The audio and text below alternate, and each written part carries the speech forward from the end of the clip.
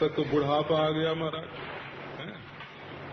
जो सुंदर चेहरा था उस पर झुर्रियां पड़ गई, जो काले बाल थे वो सफेद हो गए, हैं, जो दांत चमकते थे, है ना, वो टूट गए।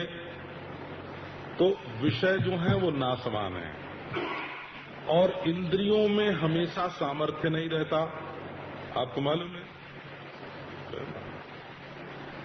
अच्छा, मन में हमेशा उसी विषय की रुचि नहीं रहती, और भोक्तापना हमेशा जागता नहीं है। भोक्तापना सुषुप्ति आदि में सो जाता है, मन में एक शरीर की रुचि नहीं रहती, इंद्रियों में सामर्थ्य नहीं है, और भोग्य विषय जो है, भोग्य विषय नासवान है।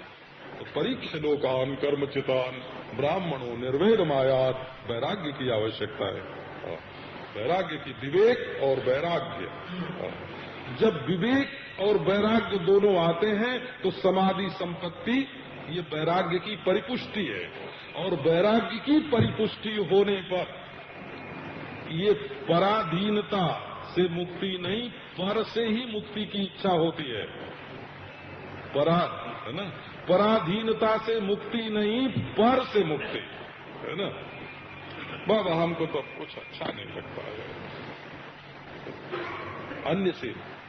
अन्य से मुक्ति, जब अन्य से मुक्ति होगी तब कोई कहीं कह दे कि अरे बाबा तू अन्य से मुक्ति चाहता है और अन्य तो है ही नहीं, लो। अब कहीं ये बात निकले, है ना, कि जिससे तू मुक्ति चाहता है कि मैं इसके बंधन में फंसा हूं, है ना। अच्छा, तो अतः, अब अतः पद का अर्थ है समस्त अनर्थ की निवृत्ति करके और परमानंद की प्राप्ति, ये दो विभाग उससे करते हैं। दो विभाग करने की जरूरत नहीं है। पहले हम वासना को समूहीकृत बनाने के लिए, वासना को समूहीकृत करने के लिए विभाग दो करते हैं, और इसके बाद है ब्रह्म जिज्ञासा, ब्रह्म का विचार।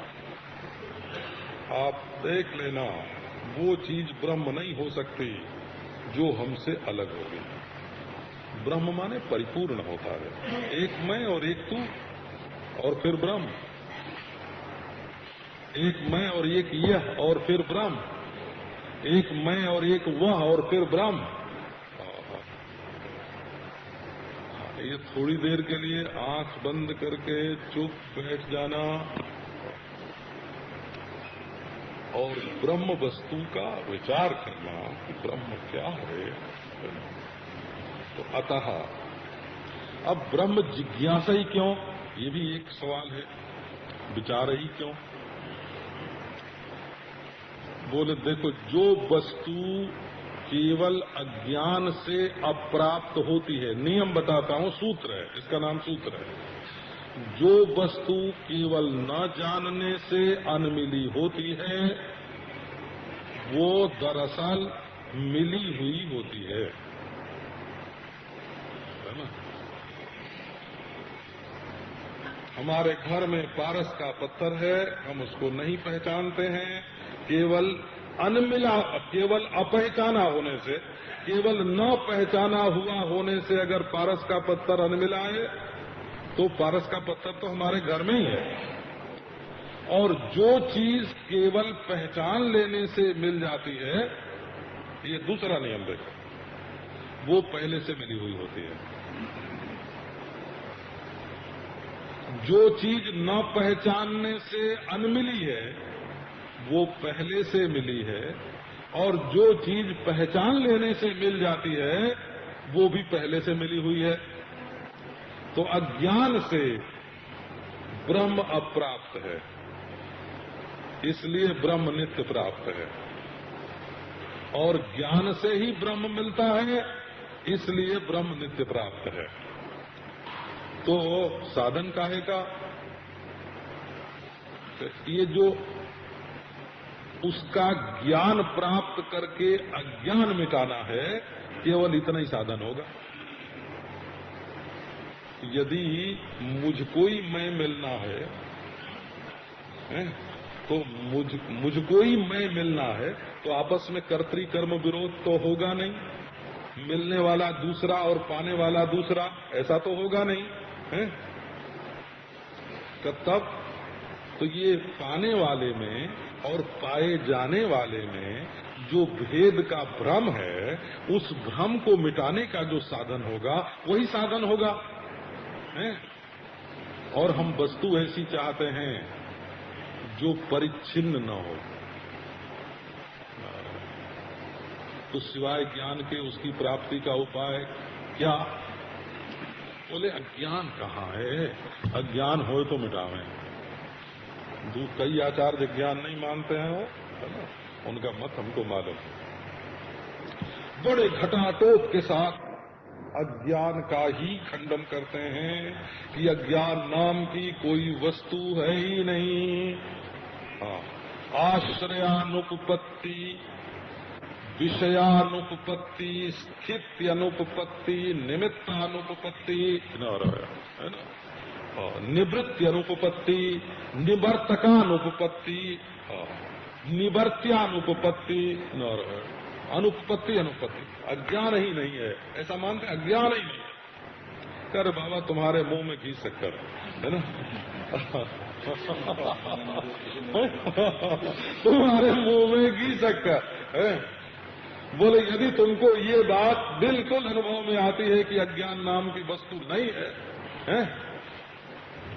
जब तुमने विचार पूर्वक ये सिद्ध कर दिया कि अज्ञान नहीं है, तो हम तुम एक ही है।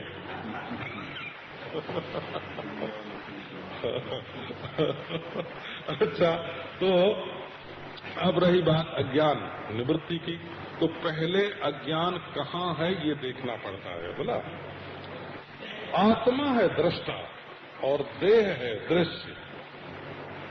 इस विवेक के जागृत रहते हुए भी हम अपने को देह मानते हैं, इसका कारण क्या है? आप ये विचार करो कि आत्मा है ज्ञान स्वरूप और देह है जड़ स्वरूप है। देह है जड़, देह न अपने को जाने न दूसरे को जाने, और मैं अपने को भी जानूं और दूसरे को भी जानूं।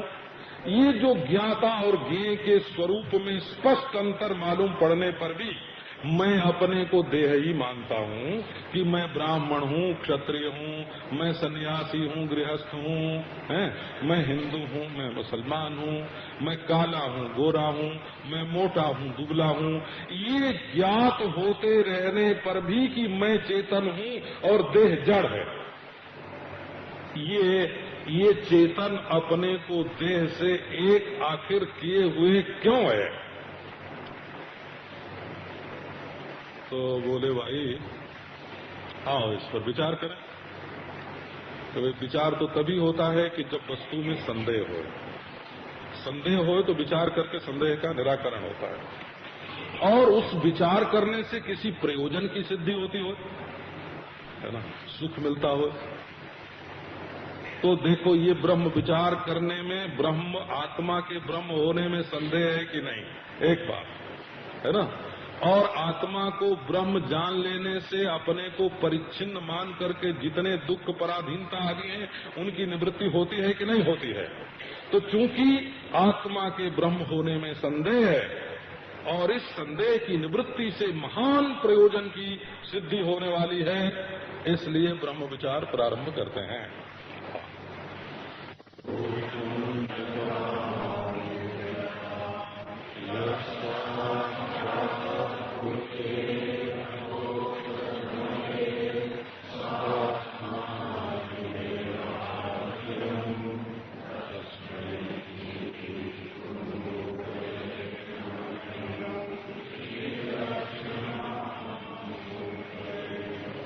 अशुभानि विराचष्टे तनोति शुभ संतति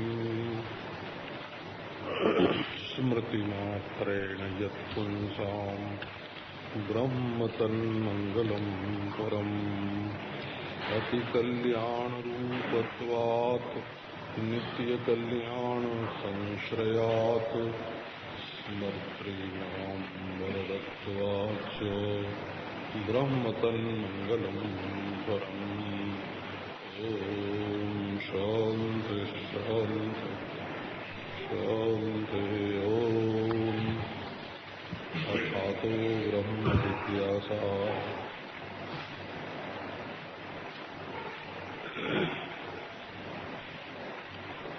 तो प्रत्येक सूत्र में ओम का उच्चारण करके तब पाठ करते हैं।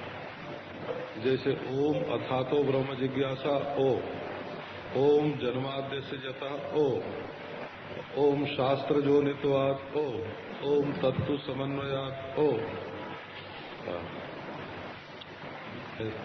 हाँ, ओंकार से संपुटित करके सूत्र का पाठ करते हैं। तो ये महात्म्य बुद्धि का सूचक है। माने सूत्र में उनकी इतनी श्रद्धा है, उनकी इतनी महात्म्य बुद्धि है कि उसको मंत्र रूप समझ करके उच्चारण करते हैं।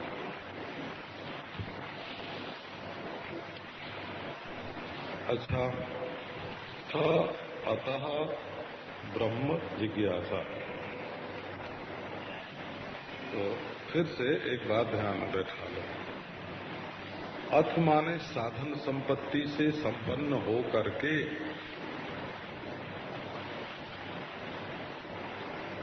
अतः माने संपूर्ण अनर्थों की निवृत्ति पूर्वक परमानंद रूप स्वरूप भूत अविद्या निवृत्ति उपलक्षित है ना, ब्रह्मात्मैक्य का साक्षात्कार करने के लिए अब ब्रह्म का विचार प्रारंभ करता है। ब्रह्म जिज्ञासा माने ब्रह्म विचार प्रारंभ करता है। अच्छा, तो अब एक बात शुरू में ये सुनाते हैं। ये जो हमारा मीमांसा शास्त्र है, इसमें शास्त्र संगति, अध्याय संगति, अधिकरण संगति है।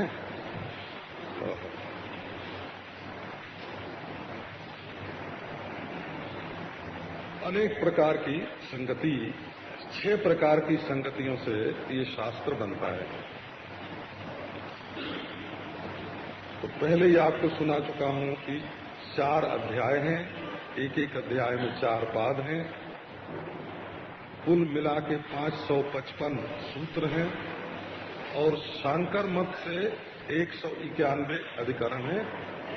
दूसरे मतों से अधिकरणों की संख्या में 1, 2, 3 अधिकरणों का अंतर है। सूत्रों में भी 1, 2, 3 सूत्रों का अंतर है। लेकिन इसके गिनने की एक ऐसी प्रणाली है, अब वो आपको सुनाने लगेंगे तो ऊब जाओगे।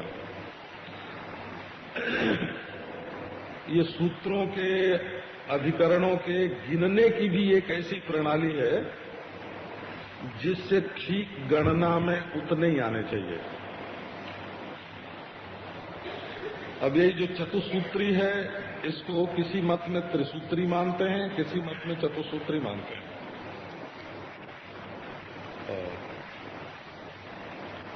तो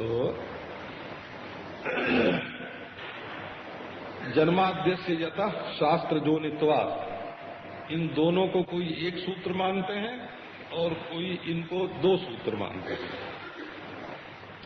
ये तो ग्रंथ के बहिरंग स्वरूप के बारे में है।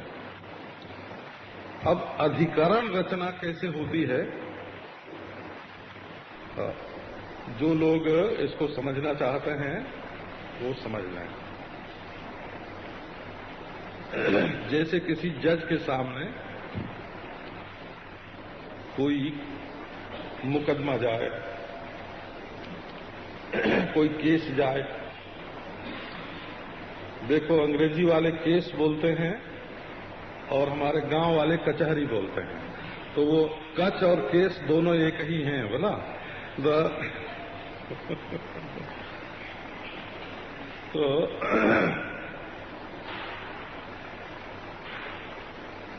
उसमें ये देखा जाता है कि आखिर विवाद किस विषय को लेकर के है, विवाद का विषय, और वादी ने क्या मांग की है और अपने पक्ष में क्या तर्क दिए हैं। प्रतिवादी उसके तर्क का खंडन करके अपने पक्ष का प्रतिपादन कैसे करता है और क्या क्या प्रमाण देता है, और जज दोनों की तुलना करके क्या फैसला करता है। हमने बचपन में अदालत की बात सब सुनी थी वो, तो उसमें एक बयान तनकीह नाम का काम बताते थे। दोनों तरफ के बयान की तुलना करना कि उसने क्या कहा और उसने क्या कहा, इसमें कौन कमजोर पड़ता है और कौन प्रबल होता है। तो विवाद का विषय वादी का पक्ष, प्रतिवादी का पक्ष, दोनों की तुलना और फैसला, निर्णय, जज का निर्णय। तो अधिकरण की रचना कैसे होती है, अब ये आप देखो ध्यान में लो। अथातो ब्रह्म जिज्ञासा, अधिकरण में पहले ये निर्णय करना पड़ता है कि विषय क्या है। बिल्कुल वही बात है बोला। दूसरी बात ये देखनी पड़ती है कि पूर्व पक्षी क्या कहता है और उसके पक्ष में तर्क क्या है, युक्ति क्या है।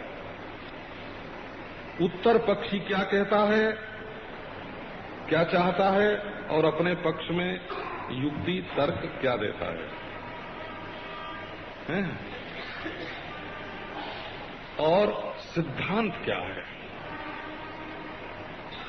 तो विषय, संशय, उत्तर, सिद्धांत, ये सब मिला करके पंचांग अधिकरण जो है वो पंचांग अंतःकरण अधिकरण होता है। अथातो ब्रह्म जिज्ञासा, ये एक अधिकरण, एक अधिकरण का एक सूत्र है, एक सूत्र में पूरा अधिकरण है। अभी देखो इसमें विषय वाक्य क्या है, इसमें पूर्व पक्ष क्या है, इसमें उत्तर पक्ष क्या है, इसमें सिद्धांत पक्ष क्या है।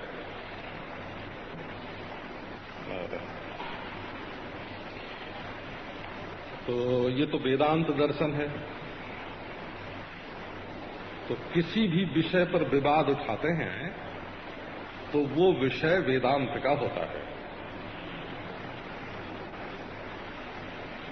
इसी से एक वेदांत दर्शन के टीकाकार मिले हमको, उन्होंने अपनी टीका दिखाई, अच्छी टीका लिखी है, बड़ी टीका सब छपी हुई है। तो मैंने 4 सूत्र उनके पढ़े पहले। जिज्ञासा, जन्माद्यधिकरण, शास्त्र जोनित्वाधिकरण, समन्वयाधिकरण, 4 अधिकरण, 4 सूत्र। एक भी अधिकरण में उन्होंने जो विषय वाक्य है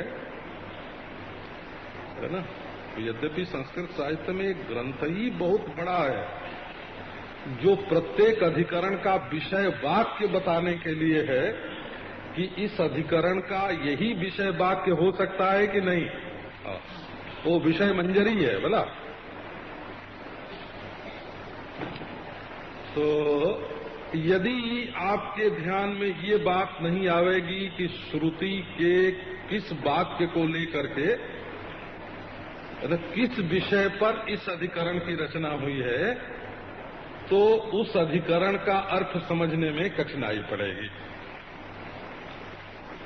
तो समझो कि वेदांत में ये बात कही गई कि आत्मा वा अरे द्रष्टव्या, श्रोतव्यो, मंतव्यो, निदिध्यासितव्या। अरे ओ जीव कहाँ लगा है संसार में, हैं? अनंत का विचार छोड़ करके तुच्छ के विचार में लगा है। देख देख अपनी आत्मा की ओर देख, अपनी आत्मा का दर्शन कर। फिर प्रश्न हुआ कैसे करें? तो श्रवण कर, मनन कर, निधिध्यासन। श्रवण का अर्थ वेदांत में जैसा होता है वैसा बहुत कम लोग समझते हैं, क्योंकि वेदांत में ये पारिभाषिक शब्द है। वेदांतानाम अशेषाणाम आदि मध्यावसानतः ब्रह्मात्मन्येव तात्पर्यम इति धीः श्रवणम भवेत्। हम श्रवण माने कान से शब्द सुनने को नहीं बोलते हैं, नहीं तो हम 1000 बार तत्त्वमसि तत्त्वमसि तत्त्वमसि आपने सुन लिया, हमने बोल दिया, आपने सुन लिया, हो जाना चाहिए ज्ञान। तो वेदांत में कान से किसी शब्द के सुनने को श्रवण नहीं बोलते हैं।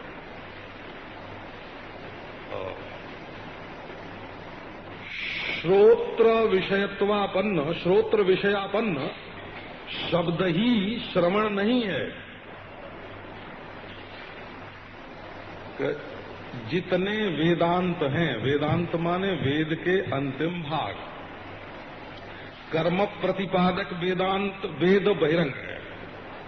अंत देखो वेद का, कर्म प्रतिपादक वेद बहिरंग है, क्योंकि वो बाहर ये रुमाल उठाओ, ये तुलसी उठाओ, ये तो बाहर उठाने की चीज है ना।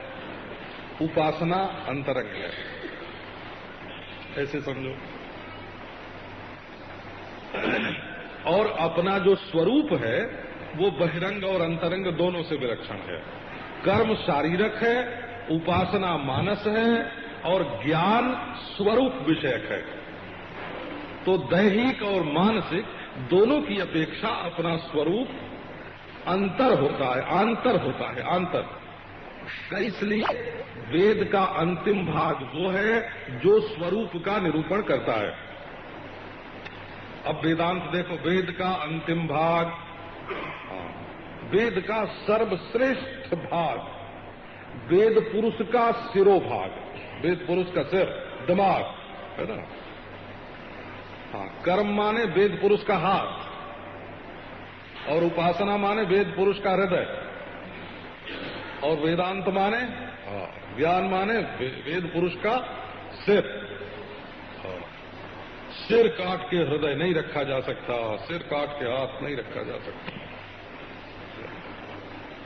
वेदांत माने वेद पुरुष का सिरोभाग, और वेद माने ज्ञान, कर्म ज्ञान, उपास्य ज्ञान, स्वरूप ज्ञान।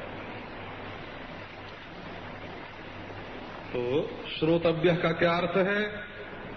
संपूर्ण वेदांत, आदि मध्य अंत, तीनों से विचार करने पर संपूर्ण वेदांत का तात्पर्य आत्मा के ब्रह्मत्व बोध में है। ये जो साक्षी आत्मा है, ज्ञान स्वरूप आत्मा है, चिदात्मा है, ये ब्रह्म ही है। वेदांत का तात्पर्य यहां ऐसी जब बुद्धि हृदय में उत्पन्न होती है तो उस बुद्धि का नाम श्रवण होता है। माने श्रवण श्रोत्र इंद्रिय के किसी क्रियाकलाप का नाम या विषय ज्ञान का नाम नहीं है। श्रवण उस बुद्धि का नाम है जो वेदांत के परम तात्पर्यभूत ब्रह्म और आत्मा की एकता का निश्चय करती है, उस बुद्धि का नाम है। तो श्रोतव्या, वेदांत का श्रवण करो। फिर यदि संशय हो तो मनन करो, और असंशय होने पर भी यदि बारंबार विपर्जय होता हो तो निधिध्यासन करो। अब लो एक सत्संग सुनाता हूं।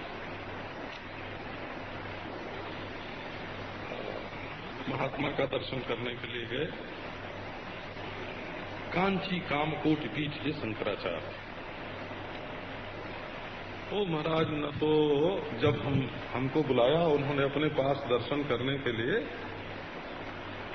शायद ये भी होंगे उस समय, सन 56 की बात है,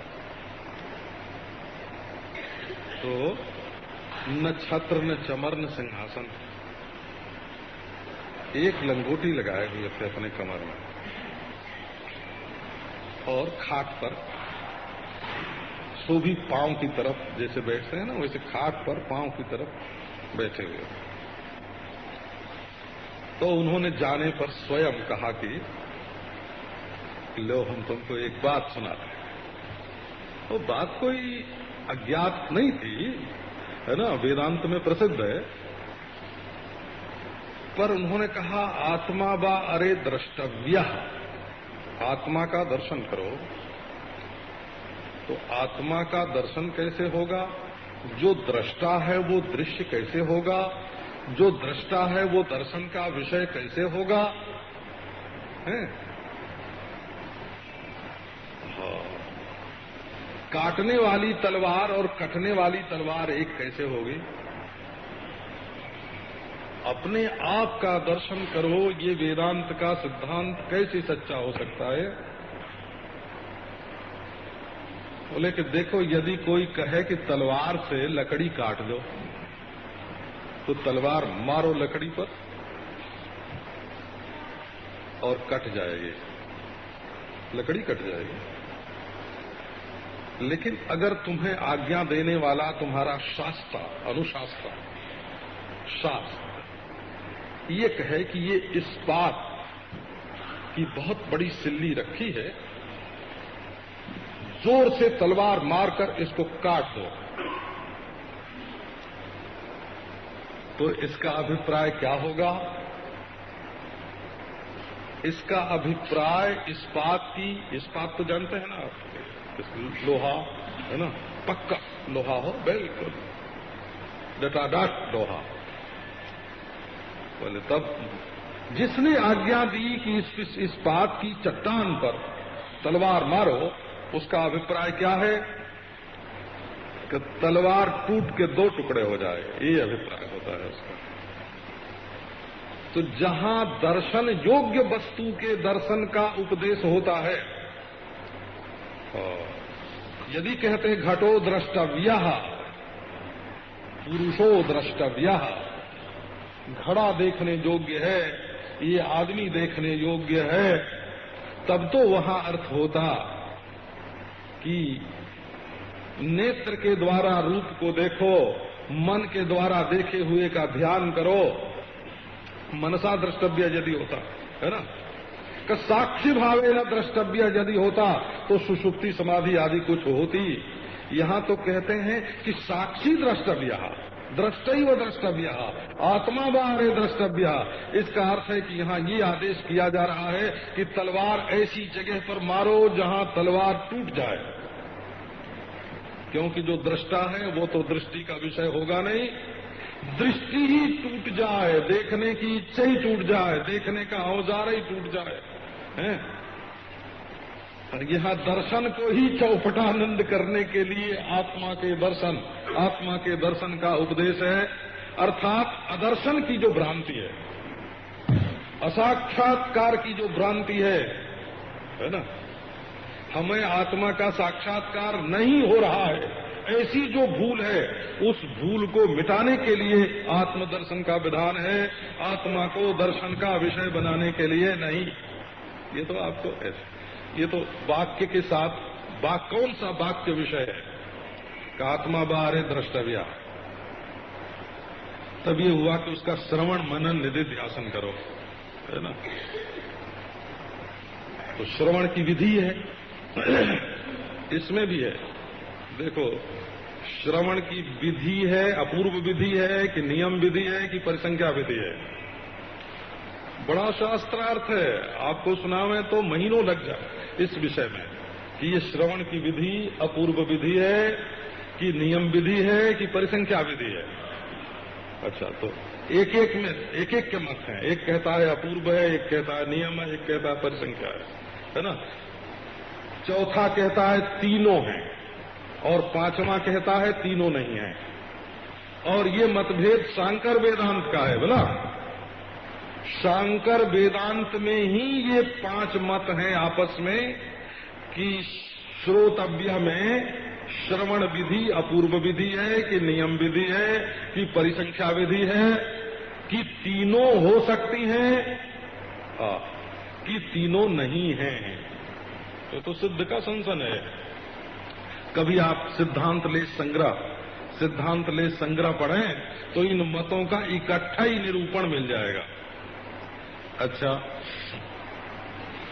तो अब लो, विषय ये है कि आत्मा का श्रवण मनन निधिध्यासन करना चाहिए, तब उसका दर्शन होगा। तो बोले कि श्रवण मनन निधिध्यासन तो विचार ही हुआ ना, क्योंकि तात्पर्य निर्णय ही तो श्रवण है, तो विचार हुआ। तो अब प्रश्न आया कि इस विषय पर विचार करना चाहिए कि नहीं। माने विवाद का विषय हुआ, विचार आत्मा का विचार करना चाहिए, है ना? आत्मा का विचार ये विवाद का विषय है। विचार नहीं करना चाहिए ये पूर्व पक्ष है ना? विचार करना चाहिए ये उत्तर पक्ष है। और दोनों की तुलना करके विचार करना ही चाहिए ये निर्णय है। ये हो गए देखो अधिकरण का सार हो गया। अच्छा, अब इनमें जो जुक्ति है सो बताते हैं आपको।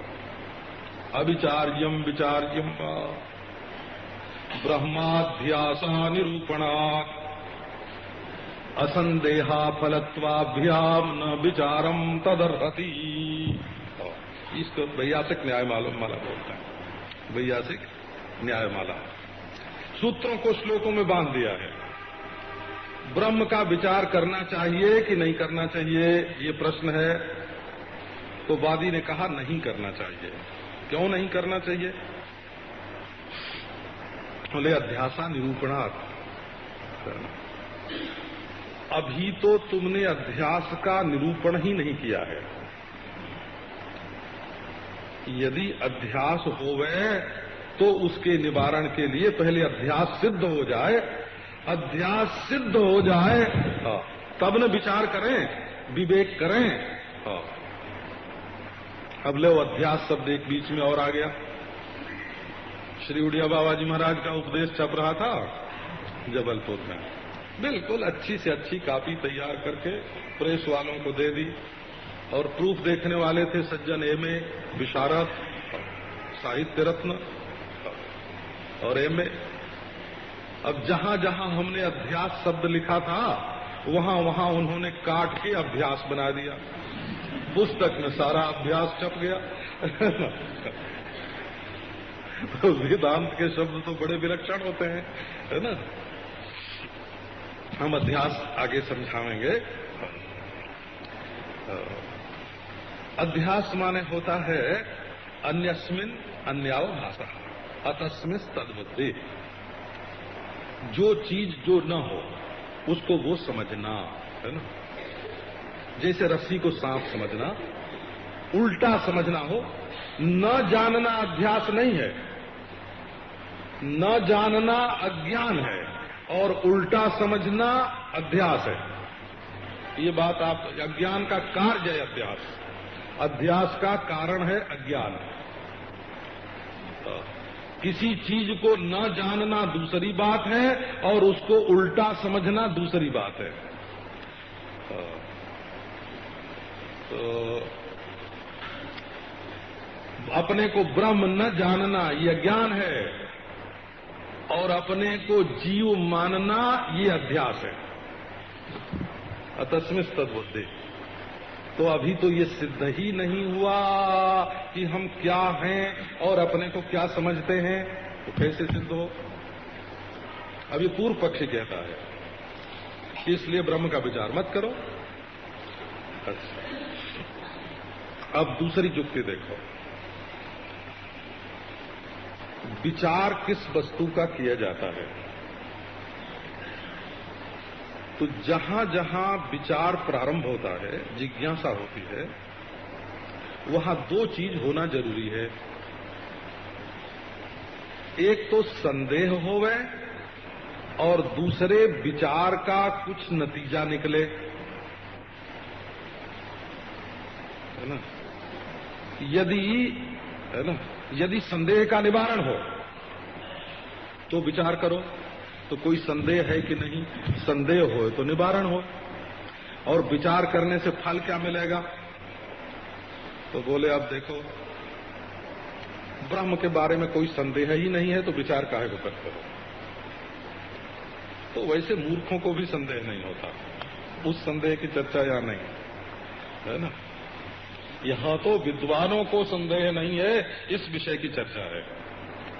बोले विद्वानों को संदेह क्यों नहीं है ब्रह्म के बारे में? कि ब्रह्म का निरूपण तो बिल्कुल स्पष्ट है, श्रुति में ब्रह्म का स्पष्टम निरूपण है। क्या स्पष्टम निरूपण है? कोई संदेह नहीं। देखो विचार क्या करें? सत्यम ज्ञानम अनंतम ब्रह्म, कीर्तन करवा लो, है ना। हाँ, ऐसे लोग महाराज ऊधो ज्ञान चर्चा सुहाती नहीं है, और कीर्तन करवा लो, है ना। सत्यं ज्ञानम अनंतम ब्रह्म, सत्यं ज्ञानम अनंतम ब्रह्म, शांत रूपम अद्वैतम ब्रह्म, प्रज्ञानम आनंदम ब्रह्म, सत्यं ज्ञानम अनंतम ब्रह्म। कीर्तन कर। तो बोले ब्रह्म तो बिल्कुल साफ साफ ब्रह्म का निरूपण है, श्रुति में कोई संदेह नहीं है, कोई संदेह नहीं है, फिर विचार काहे का? तो अब पहले विचार का नियम बताता हूं।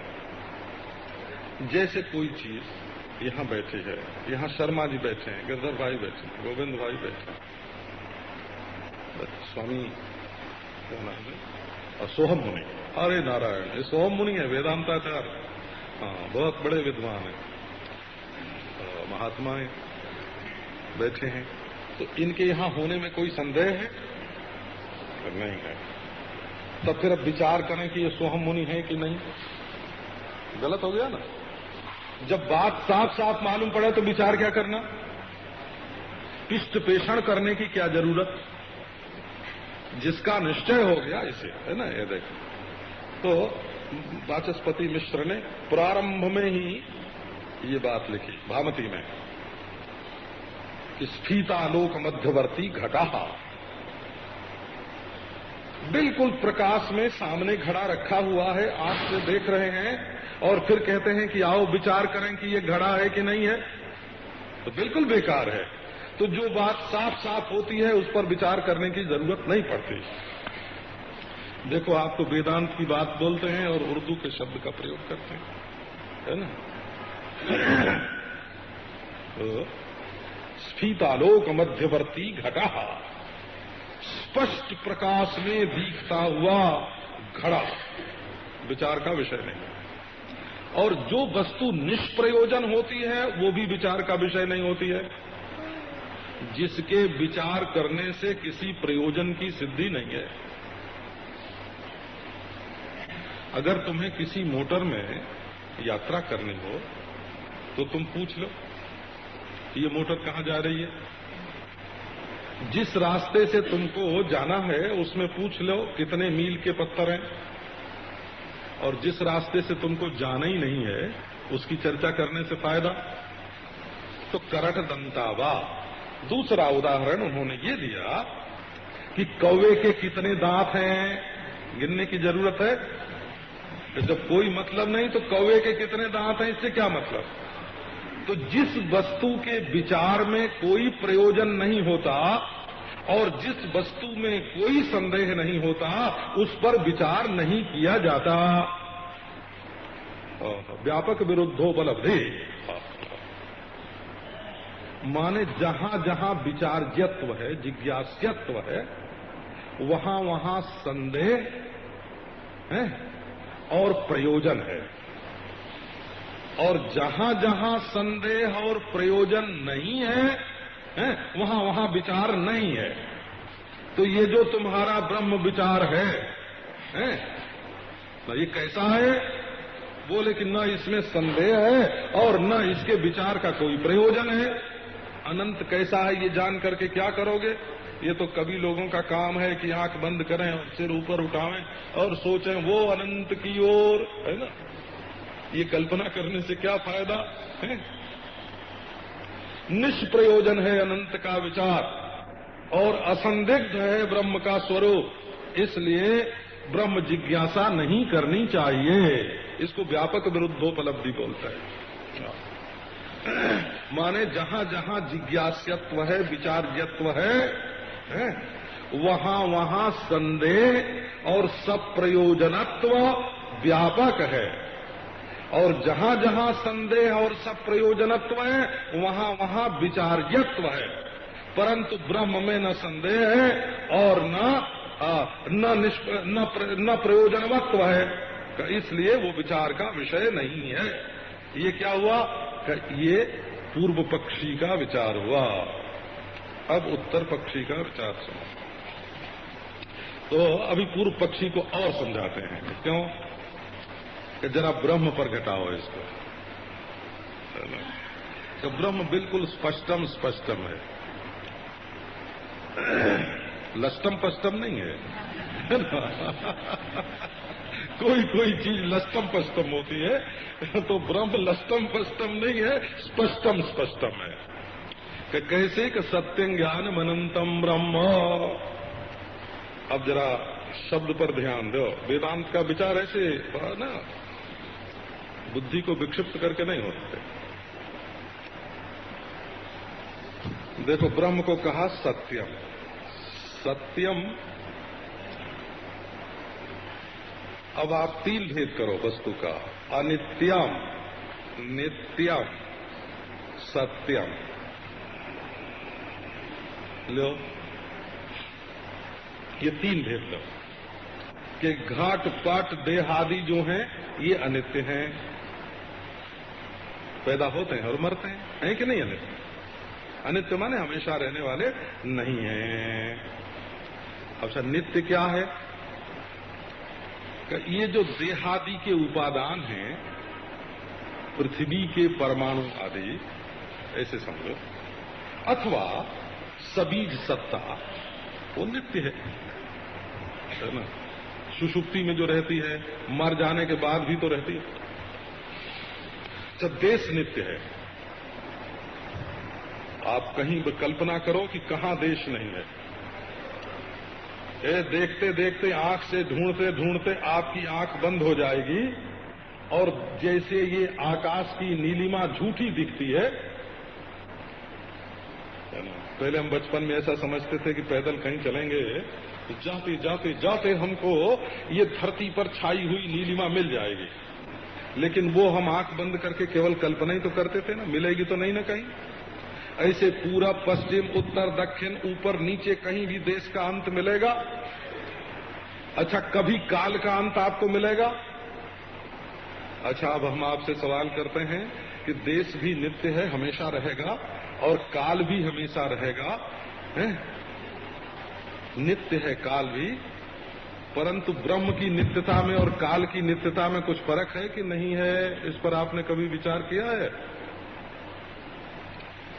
काल बहता हुआ नित्य है, कल था, आज है, कल रहेगा।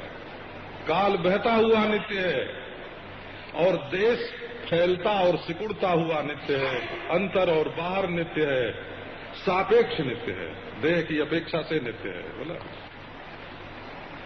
लेकिन ब्रह्म जो है नारायण, सत्यम अबाध्यम, काल की व्यापक, काल की नित्यता इंद्रिय गम्य नहीं है। आप देखो, आप फिर से ध्यान कर लो, काल की नित्यता इंद्रिय गम्य नहीं है।